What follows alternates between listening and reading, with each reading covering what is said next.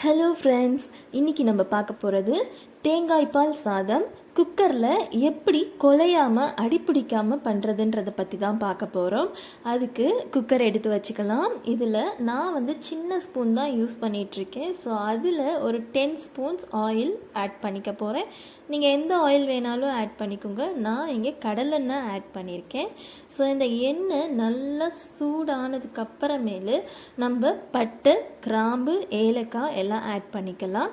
நான் ஒரு 4 சின்ன சைஸ் கிராம்பு, ஒரு சின்ன துண்டு அளவுக்கு பட்டை, 2 பிரியாணி இலை, ஒரே ஒரு ஏலக்காய் ஆட் பண்ணிக்க போகிறேன்.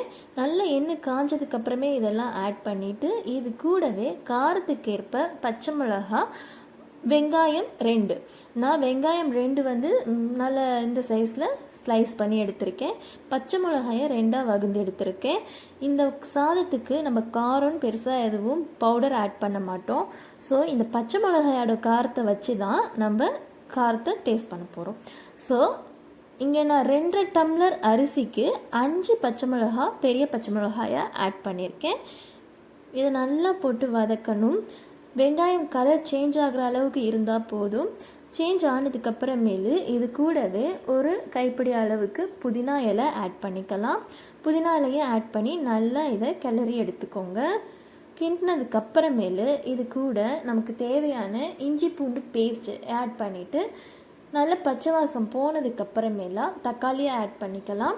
தக்காளியும் நல்லா மசிஞ்சு வதங்கி வரணும். வதங்கினதுக்கப்புறமேலு இது கூட நம்ம ஊற வச்ச அரிசி, இது நார்மல் நம்ம சாதத்துக்கு இருக்கிற அரிசி தான். இந்த அரிசியை ஒரு 1/4 மணி நேரத்துக்கு ஊற வச்சுட்டேன்.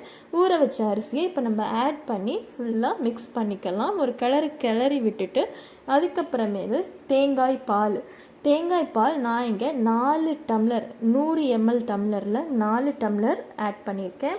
அதே 100 ml டம்ளரில் நான் 2.5 டம்ளர் அரிசி எடுத்திருக்கேன்.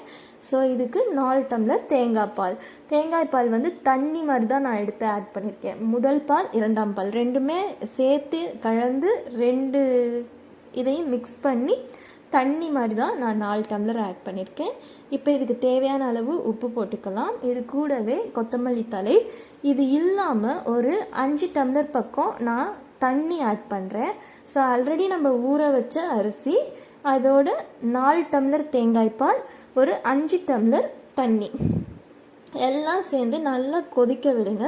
கொதித்ததுக்கப்புறமேலு உப்போட அளவு எப்படி கரெக்டாக இருக்கா என்னன்றதை டேஸ்ட் பண்ணிவிட்டு அதுக்கப்புறமே நம்ம லிட் போட்டு மூடி வச்சுட்டு சிம்மில் 2 விசில் விட்டுடலாம். 2 விசில் விட்டதுக்கப்புறமேலு நீங்கள் விசில் அடங்கினதுக்கப்புறமே குக்கரை ஓப்பன் பண்ணுங்கள். ஓப்பன் பண்ணி பார்த்தா உங்களுக்கு எந்த அளவுக்கு நல்ல தனித்தனியாக வந்திருக்குங்கிறது தெரியும். இப்போ பார்த்துடலாம். சுவையான தேங்காய் பால் சாதம் ரெடி. பார்க்கும்போதே உங்களுக்கு தெரியும் அதோட டிஃப்ரென்ஸு. ஒன்றோட ஒன்று அரிசி ஒட்டியிருக்காது, குழஞ்சிருக்காது. கிண்டுறப்போ உங்களுக்கு அவ்வளோ உதிரியாக நல்லா நீட்டாக வந்திருக்கும். காரமும் உப்பும் கரெக்டாக இருந்தாலே போதும். சுவையான தேங்காய் பால் சாதம் சட்டுன்னு ரெடி பண்ணியாச்சு. இந்த வீடியோ உங்களுக்கு பிடிச்சிருந்துச்சுன்னா லைக் பண்ணுங்கள், ஷேர் பண்ணுங்கள், சப்ஸ்கிரைப் பண்ணுங்கள். தேங்க்ஸ்.